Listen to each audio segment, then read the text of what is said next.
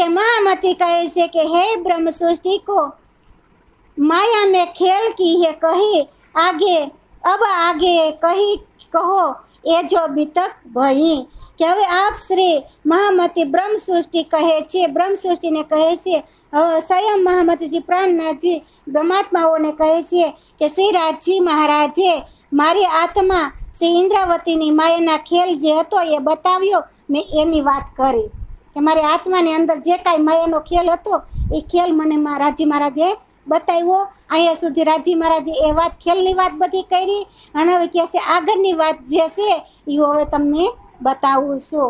અને આગળ હવે 3 સૃષ્ટિની આપણને વાત કરે છે રાજી મહારાજ સ્વયં મહામતી શ્રી પ્રાણનાથજી કે 3 સૃષ્ટિ કહી વેદને અને तीनों कही फिरकान तीनों कही फिरकान और तीनों बांधी सांधों में माये तीनों बांधी सांधों में तामे सयो में पहचान કે હિન્દુ અને વેદશાસ્ત્રોમાં હિન્દુઓમાં અને વેદશાસ્ત્રોમાં આ 3 સૃષ્ટિ બતાવી છે કે જીવ સૃષ્ટિ છે, ઈશ્વર સૃષ્ટિ છે અને બ્રહ્મ સૃષ્ટિ છે.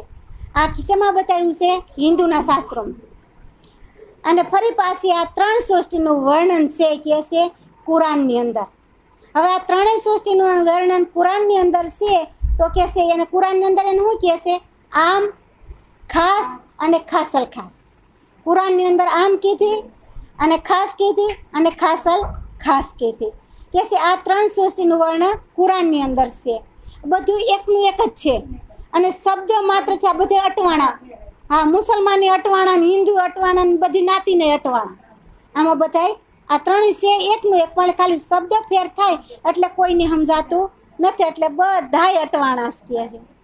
તથા કબીર જેવા મોટા મોટા સંત પણ સાધુ મહાત્માઓએ પણ કે જીવ હંસ અને પરબ્રહ્મ. કબીર સાહેબે વર્ણન 3 સૃષ્ટિનું કર્યું કે એક જીવ છે, એક હંસ છે અને એક પરબ્રહ્મ છે.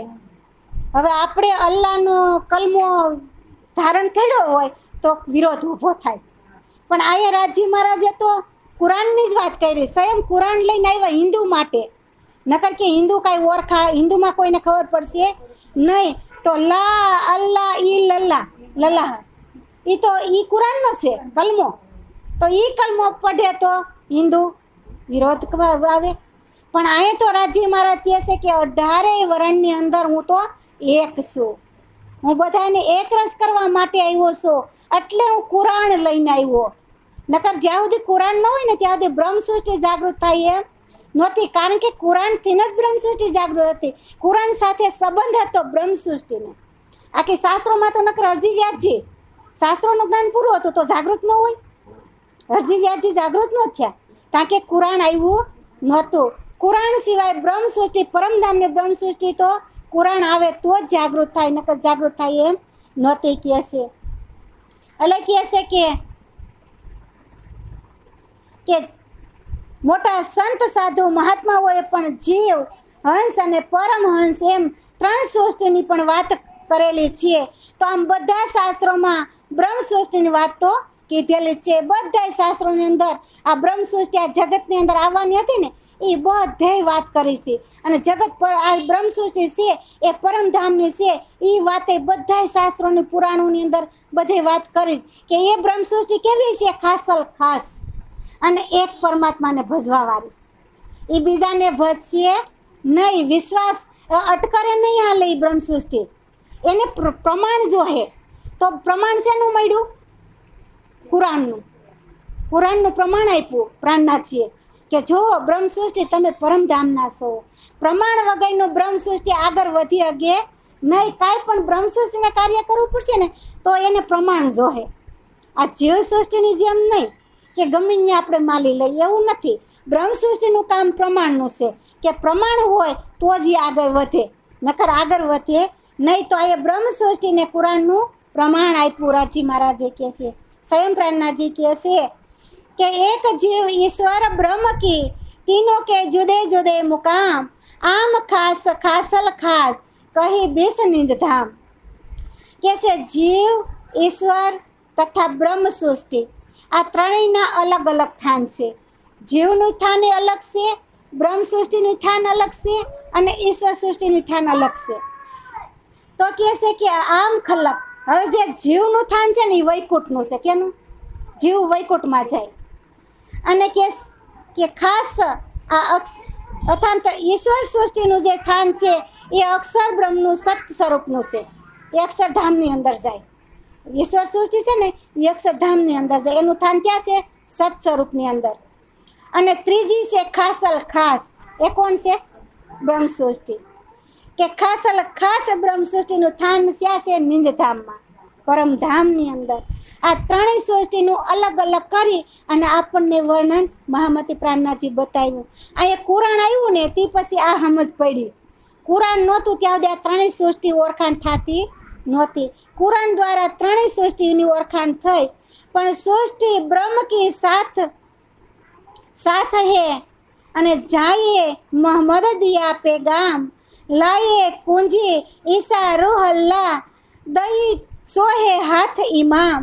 કે બ્રહ્મ સૃષ્ટિ સદા સર્વદા પાર બ્રહ્મની સાથે જ રહે છે. બ્રહ્મ સૃષ્ટિ કોઈ દી જુદી પરમાત્માથી થઈ જ નથી. એ પરમાત્માની હાય રેજ રહેવાવાળી છે. એટલે આપણને રાજ્ય સાંભળે છે. એટલે આપણે આપણી બ્રહ્મ સૃષ્ટિ બ્રહ્માત્માઓ સાંભળે કે મારા સુંદર સાથના દર્શન ન થયા હોય ને તો મને શાંતિ થાય નહીં. પણ સુંદર સાથની અંદર એવું કામ દર્શન કરીશ? એની અંદર રાજ્ય મહારાજ આવી ગયા. એટલે કહે છે મારા સુંદર સાથના મને દર્શન ન થાય ત્યાં સુધી આત્માને શાંતિ મળતી નથી. તો બ્રહ્મ સૃષ્ટિ તો સદા સર્વદા છે કહે છે. એટલે કે પાર બ્રહ્મની સાથે જ રહે છે. જેમના માટે મોહમ્મદ સાહેબ પેગમ્બર લઈને આવ્યા. બ્રહ્મ સૃષ્ટિ માટે આ પેગમ્બર લઈને આવ્યા કહે છે. અને ત્યાં ઈસા રૂહલ્લા શ્યામા મહારાણી સંસારના તમામ ગ્રંથોનો ભેદ ખોલીને તાતમ રૂપી સાવી જાગૃત જ્ઞાન લઈને આવ્યા. સ્વયં શ્યામા મહારાણી પોતે સ્વયં પેગમ્બર બનીને આવ્યા મહામતી. અને શ્યામા મહારાણીનું રૂપ ધારણ કરી અને કહે છે તમામ ગ્રંથોના, એક ગ્રંથનું નહીં, તમામ શાસ્ત્રોના 18 પુરાણના, સહશાસ્ત્રના, સાર વેદના, કુરાનના, પુરાણના બધાની સાક્ષી આ વાણીની અંદર આપી દીધી. કારણ કે મારી બ્રહ્મ સૃષ્ટિ આ જગતની અંદર ગઈ છે ને એને બધી સાક્ષી જોહે. સાક્ષી વિના મારી બ્રહ્મ સૃષ્ટિ જાગૃત નહીં થાય કહે છે. એટલે કહે છે તમામ સાક્ષી લઈ અને બધી સાક્ષીનું જ્ઞાન આપણને શ્યામા મહારાણી પોતે લઈને આવ્યા. બ્રહ્મ સૃષ્ટિને જાગૃત કરવા માટે સ્વયં રાધા રાણી શ્યામા મહારાણીનું સ્વરૂપ ધારણ કરીને પોતે આવ્યા. અને તેમને ઇમામ મેંદીસિંહ પ્રાણનાથજી તરીકે ઓળખાણા. અને પોતે ઇમામ મેંદીસિંહ પ્રાણનાથજી છે. આવી રીતે સ્વયં શ્રી શ્યામા મહારાણી પોતે પ્રાણનાથજી તરીકે જ ઓળખાણ આપે છે. કે કરે વિજયાભિનંદન જાહેર બુદ્ધ જાગૃત અવતાર કલંક મેટ ને કલંક કરે અખંડ કિયાએ સંસાર. કલંક લાગ્યો છે આપણને કોનો? માયાનો. એટલે કે કલંક જો મીટે તો ને કલંક થાય. આપણને માયાનો એવડો કલંક લાગી ગયો. એ કલંકના કારણથી આપણે માયા જોઈ રહ્યા છે. એટલે કહે છે કે જ્યારે ને કલંક થાય ત્યારે સંસાર આ બધો અખંડ થાય. ત્યારે સંસાર અખંડ થાય ને તો કહે છે કે વિજયાભિનંદન બુદ્ધ નિષ્કલંક અવતાર આખરો નૂર જમાલ મહેંદી સ્વામી શ્રી પ્રાણનાથજી આ સંસારમાં આજ દિન સુધી કોઈએ જાણ્યું જ નહોતું. પ્રાણનાથજીને કોઈ ઓળખ્યું જ નહોતું આજ દિન સુધી આ સંસારની અંદર. કહે છે સંસારની અંદર કોઈ ઓળખે? પ્રાણનાથજી સ્વયં પોતે. હવે સંસારના લોકો તો ક્યાંથી કોઈને ઓળખવાના છે? પ્રાણનાથજી તો એક સ્થાન ઉપર, અને એક સ્થાન ઉપર કોઈ જીવાત્માને જવું નથી તો એની ઓળખાણ ક્યારેય થાય નહીં કહે છે. તેઓ હવે જાગૃત બુદ્ધિના જ્ઞાનથી સંસારમાં સર્વે ગ્રંથોના ભેદ ખોલીને બધા ભેદોના સંસારના જેટલા હતા ને કે સંસારના સર્વે ગ્રંથો જેટલા સંસારના ગ્રંથો હતા ને કહે છે એ બધા ગ્રંથોના ભેદ ખોલ્યા અને અક્ષરાતીતનું જ્ઞાન આપી દીધું કહે છે. અને પરમધામની લીલાને જાહેર કરી. અક્ષરનું જ્ઞાન આપ્યું, અક્ષરાતીતનું જ્ઞાન આપ્યું અને પરમધામની જે લીલા હતી એ લીલાને પોતે જાહેર પણ કરી દીધી કહે છે. ત્યાં સૌને અખંડ મુક્તિ પ્રદાન કરશે. બધાને અખંડ મુક્તિ પ્રદાન કરશે. હવે આપણને આગળ કહેતા હતા કે આપણને આ લીલા સમજાતી નથી પરમધામની, તો આપણે અનુભવ કરો કે આપણું બાળપણ આવ્યું હતું આપણી કિશોર અવસ્થાએ આવી હતી અને હવે ગટપણી પણ આવશે ને. તો આ લીલા છે ત્રણેય, બાળપણની, યુવાનીની, ગઢપણની આ ચોખ્ખી લીલા આપણે સામે બતાવે છે. જીવ સૃષ્ટિ, ઈશ્વર સૃષ્ટિ ને બ્રહ્મ સૃષ્ટિ, આ ત્રણેય લીલા છે. એ લીલા આ દેહ ઉપર લીલા છે બધી. કોના ઉપર? અંદરથી આપણે ઓળખવાની છે. કારણ કે આ દેહ કાંઈ લીલા જોવા નથી. લીલા તો કોણ જોઈ રહ્યું છે? ઇન્દ્રિયો. બધી ઇન્દ્રિયો જે છે એ બધી આ લીલા પોતે જોઈ રહી છે કે છે. કને એક સાહિબ પ્રણામ, एक साहिब वेद कतेब में सब तिनकी है लिखी मजकूर કે જો શાહિદે એક હુકમે જાહેર કિયા નૂર, કે હિન્દુ શાસ્ત્ર તથા કુરાન પક્ષની કિતાબોમાં એક જ પરબ્રહ્મ પરમાત્માનું વર્ણન કર્યું છે. કે તમે હિન્દુ શાસ્ત્રની અંદર જોવો તોય ભલે અને કુરાનની અંદર જોવો તોય ભલે, પરમાત્મા એકનું જ વર્ણન કર્યું છે. કોઈ પણ શાસ્ત્રની અંદર તમે ખોલીને જોવો તો એક પરમાત્માનું જ વર્ણન છે કે હવે શ્રી પ્રાણનાથજી બધાય ગ્રંથોને સમાવિત કરી દીધા આ વાણીની અંદર. 18,758 સોંપાઈ દીધી કે કુલજમ સ્વરૂપની અંદર. તો કે છે એમાં તમામ ગ્રંથોને સમાવી દીધા આમાં. એટલે આપણે બીજા કે ગ્રંથો ખોલવા જવા નથી પડતા. નો આપણે ભાગવત ખોલવા જવું પડે, કે નો શિવપુરાણ ખોલવા જવું પડે, કે નો રામાયણ ખોલવા જવું પડે. આ બધા આમાં જ સમાઈ ગયા. હા કે છે બધાય શાસ્ત્રોનું જ્ઞાન આની અંદર મેં આપી દીધું. કારણ કે પ્રમાણ કોને જોતું હતું?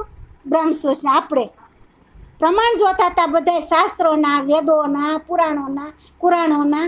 તો જ બ્રહ્મસૂત્ર જાગૃત થાય એમ હતી. તો જ પોતાની ઘરની ઓળખાણ થાય એમ હતી પરમધામની.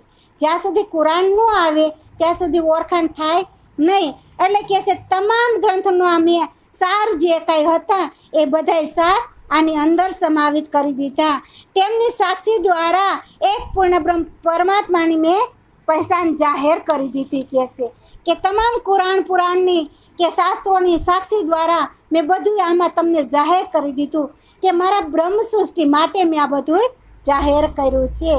કે હકે ભેજી મોમીનો પર પેગમ્બર જો આખરી. હવે મોહમ્મદ સાહેબ છે ને છેલ્લા પેગમ્બર છે, એટલે આખરી પેગમ્બર કીધું. કે સૌએ લખી હકીકત કુરાન મેં અને બ્રહ્મ સૃષ્ટિ દિલધારી. કે છે આપ હક એટલે શ્રી રાજજી મહારાજ પોતે. કે હક શ્રી રાજજી મહારાજે પોતાની બ્રહ્મ સૃષ્ટિ માટે મોહમ્મદ સાહેબને આખરી પેગમ્બર રૂપમાં મોકલા.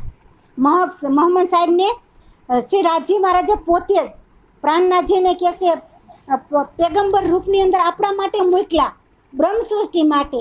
જેણે અખંડ રાજજી મહારાજનું શ્રી કૃષ્ણ પરમાત્માનું સ્મરણ કરી લીધું ને એને માટે મોકલા પ્રાણનાથજીને કે તમે જાઓ આપણી બ્રહ્માત્માઓને આપણી ઘેરે લઈ આવો પરમધામની અંદર.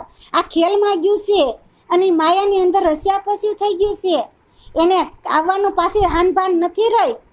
અને તમે જાઓ એની કેસે તેડી આવો કહેશે કે જેમને પરમધામના અલ્લાહ તાલા અખાંડ પાર બ્રહ્મની સઘરી હકીકત કુરાણમાં જ દર્શાવી છે કહેશે.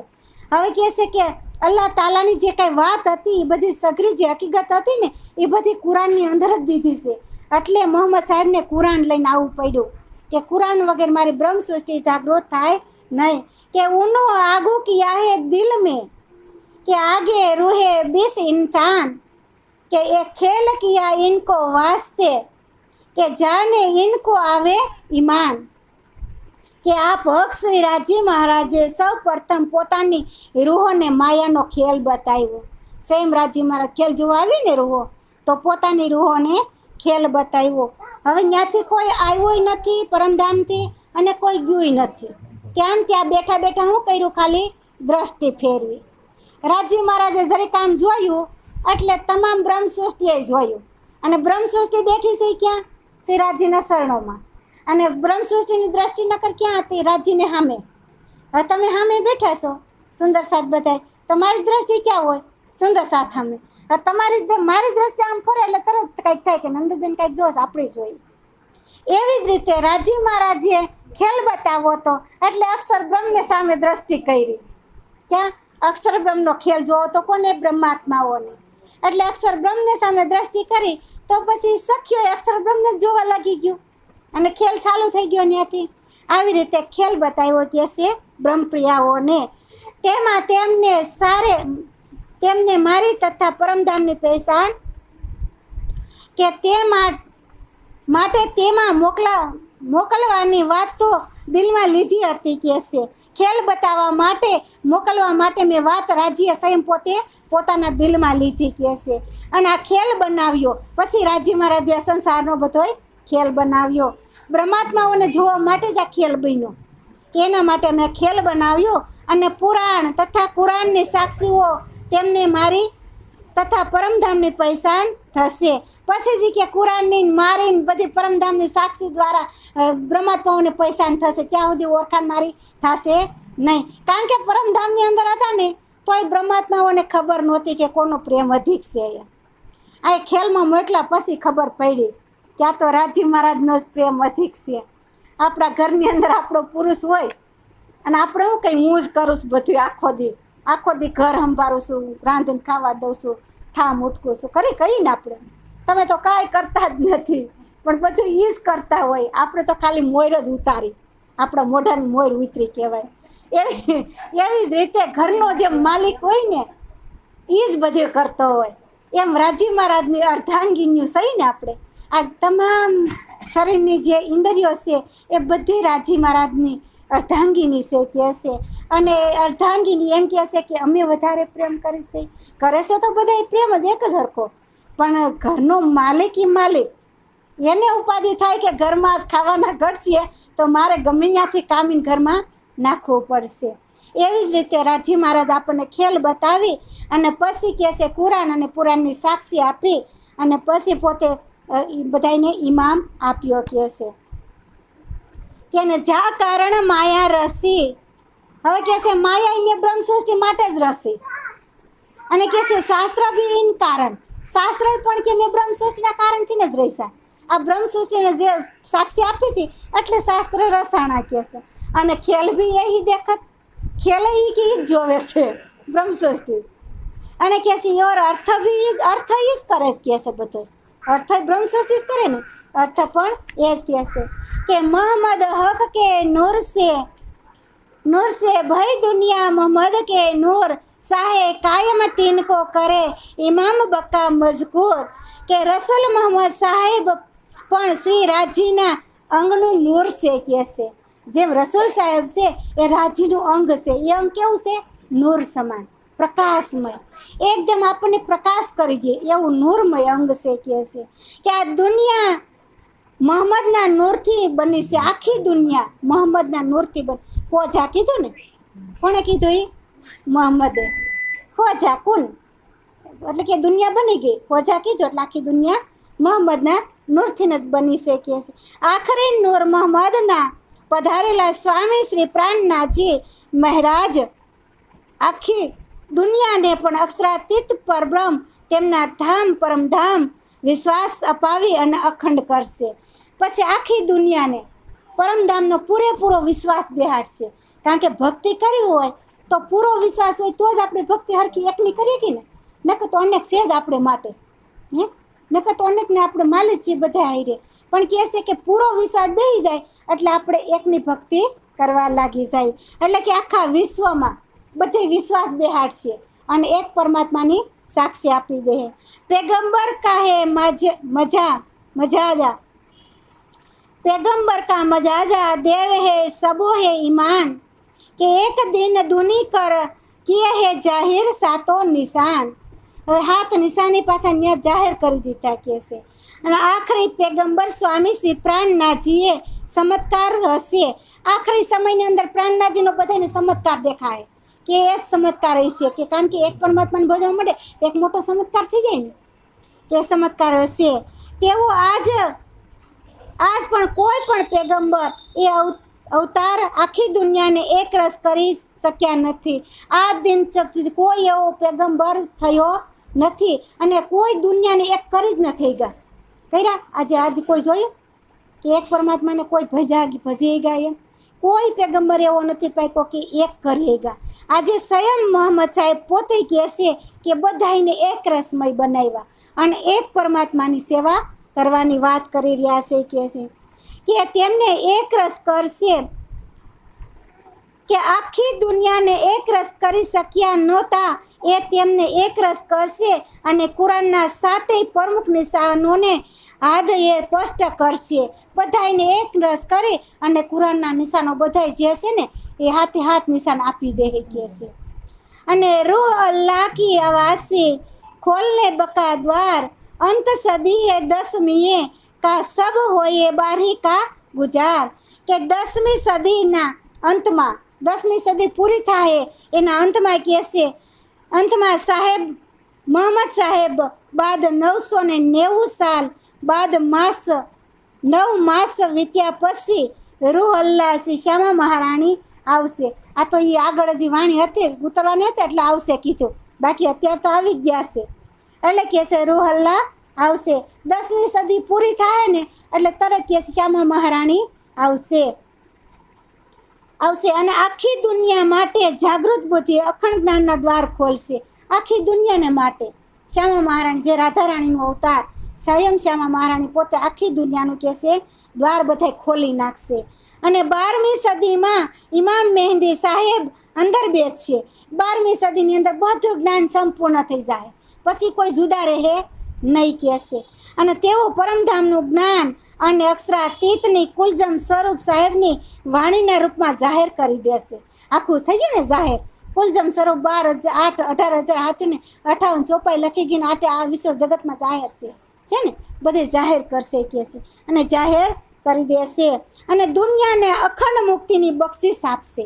એવી બક્ષિસ આપી દે આખી દુનિયાને અને અખંડ મુક્તિ આપી દે આખી દુનિયાને કહે છે કે મિલાવા રોહન કા હકે ગાજ્યો હે મિસાલ સોઈ હોવે ખિલવંત ખાના જાહેર બક્કા પહેસાન સબ હોઈ. કે પરમધામ 12,000 બ્રહ્મ સૃષ્ટિને કુરાનના ખુદાના નામ કુરબાન થનાર મર્દોની જમાત કીધી છે. હવે કહે છે પરમધામની જે 12,000 બ્રહ્માત્માઓ હતી ને એ ખુદા એટલે કે પરમાત્મા ઉપર નોસાવર થઈ ગઈ. 36,000 આમ તો રેણું વહી ગઈ છે. જીવ સૃષ્ટિ, ઈશ્વર સૃષ્ટિ, બ્રહ્મ સૃષ્ટિ બધી પરમાત્માની ઉપર મર્દોની જમાત કહેવાણી એને 12,000 ને 12,000 બ્રહ્માત્માઓ છે કે મળદ કહેવાય એનું. જેને પરમાત્માને વરી ગયા ને એ મર્દાનગીરી હોય એ પરમાત્માને વરી અગે, બીજા કોઈ પરમાત્માને વરી અગે નહીં કહેશે. તો તેમના માટે અર્શ તથા ખિલવંત ખાનું મૂલ મિલાવા જાહેર થશે. હવે બ્રહ્માત્માઓ માટે મૂલ મિલાવાનું ખિલવત ખાનું છે એ જાહેર થશે. ઉદરની અંદર ખિલવંત ખાનું 8 બિસ્તરની અંદર ખિલવત ખાનું છે ને, હા તો કહેશે એ જાહેર થશે. કોને માટે? બ્રહ્મ સૃષ્ટિ માટે 12,000 બ્રહ્મપ્રિયાઓ માટે કે અક્ષર બ્રહ્મ ખિલવંત ખાનું જાહેર થશે. અને આખરી દુનિયા પૂર્ણ બ્રહ્મ પરમાત્મા તથા તેમના પરમધામની પહેચાન થઈ જશે. પછી આખી દુનિયાને પૂર્ણ બ્રહ્મ પરમાત્માની પહેચાન થઈ જશે.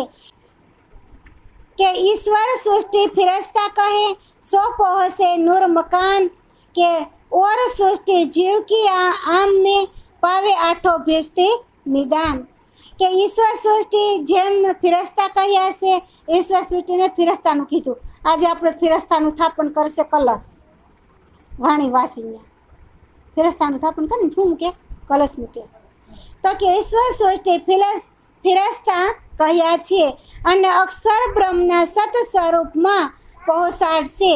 હવે કે ઈશ્વર સૃષ્ટિ છે એ અક્ષર બ્રહ્મનું જે સત સ્વરૂપ છે ત્યાં પહોંચાડશે. તથા આમ ખલ્લક જીવ સૃષ્ટિ, હવે આમ ખલ્લક છે જીવ સૃષ્ટિ છે યોગમયાને 8 ભીસ્તીની અંદર મુક્તિનું સ્થાન આપશે. એને 8 ભીસ્ત છે એની મુક્તિની અંદર આ જીવને સ્થાન મળશે. બધાની અલગ અલગ સ્થાન છે. જીવ સૃષ્ટિનું આગળ કીધું ને વૈકુંઠ છે, ઈશ્વર સૃષ્ટિનું સત સ્વરૂપ અક્ષરધામ છે અને બ્રહ્મ સૃષ્ટિનું પરમધામ છે. એટલે ત્રણેયને જુદી જુદું સ્થાન છે. ત્રણેયની સૃષ્ટિની અંદર પોતે પહોંચાડશે. મોમિન અરસ અજીમ કે બેઠે ખેલ દેખત મોમિને ખોલ જાહેર કિએ यही है बखत कयामत કે મોમિન જેમની પર આત્મ પરમધામથી રાજ્યના શરણોમાં જ બેઠી છે કે છે. હવે મોમિન એટલે કે બ્રહ્મ સૃષ્ટિઓ, હા એ રાજ્યના શરણોમાં જ બેઠી છે. તે ત્યાં બેઠા બેઠા ખેલ જોઈ રહી છે. રાજ્યના શ્રી કૃષ્ણ પરમાત્માના શરણોની અંદર જ બેઠા બેઠા ખેલ જોઈ રહ્યા છે એ કહે છે હવે તેમની જાગૃતિની કાજે ધર્મગ્રંથોને છુપા રહસ્યો જાહેર થયા. એને જગાડવા માટે જ આ રહસ્યો બધા ધર્મગ્રંથોની અંદર છુપેલા હતા ને એને માટે ક્યાં જાહેર થયા, નકર જાહેર કરવાની કાંઈ જરૂર હતી નહીં. કે મારી બ્રહ્મસૃષ્ટિ આ જગતની અંદર આવી છે તો કે છે એને જાહેર કરવા માટે કે છે મેં આ બધા રહસ્ય છુપાયેલા રહસ્યો હતા ગ્રંથોમાં એ જાહેર કરી દીધા. અને આને જ કયામત કહેવાય. કયામત કોઈ બીજો નથી, બધું તમારા દિલમાં જાહેર થઈ જાય ને, બધા શાસ્ત્રોનો ભેદ તમને ખુલી જાય ને એટલે એને કયામત કહેવાય. હા, છેલ્લું આ છેલ્લો કયામત. તો એ કહે છે એ કયામતનો સમય કહેવાય. કયામત કોઈ બીજું નથી. આપણને પરિપૂર્ણ જ્ઞાન થઈ ગયું અને રાજ્યની પરેશાન થઈ ગઈ એટલે એને કયામતનો સમય કહેવાય. તેને કયામતનો સમય કહ્યો છે.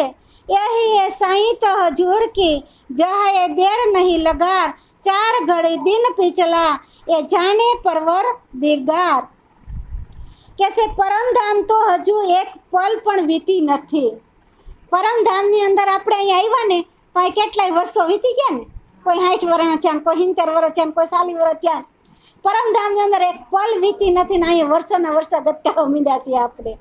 કે છે એક પલ વીતી નથી અને પાછળની 4 ઘડી બાકી છે હજી. કે છે 4 ઘડી જેટલો દિવસ જેમ હતો ને તેમ બાકી જ છે. પાછળની 4 ઘડીનો દિવસ તો બાકી રહી ગયો. ત્યાં તો એક જ પલ થઈ છે હજી. કે છે બધી બ્રહ્મ સૃષ્ટિ ખેલ જોઈને ત્યાં સમગ્ર બ્રહ્માંડને અખંડ મુક્તિ આપીને પછી પરમધામમાં પહોંચશે. કે છે હવે એક જ પલકનો ખેલ છે. આંખનો પલકારો મારીને વીંચીને એટલામાં આખી દુનિયા આપણને દેખાણી. વિચાર તો કરો, આ સંસારનો ખેલ આંખના પલકારો આંખ ઉઘાડીને વીંચી એટલી વારમાં આખી દુનિયાનો ખેલ દેખાઈ ગયો આપણને આટલી એક ક્ષણની સમયે. હવે આંખનો પલકારો એક ક્ષણ જ થાય ને, આંખ વીંચીને ઉઘાડી એક ક્ષણ થઈ. એક ક્ષણમાં દુનિયાનો ખેલ આપણે જોઈ લીધો ને અહીં વર્ષોના વર્ષો વીતી ગયા આપણે માટે. તોય હજી આપણે હજી ખેલ જોયો જ નથી. આટલા વર્ષો વીતી ગયા હજી ખેલ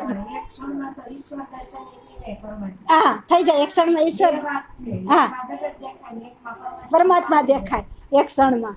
તો એમ આપણે રાજી મહારાજને એક ક્ષણમાં જ દર્શન કરવાના છીએ. ત્યાં તો 4 ઘડી એમનું જ રહી ગઈ.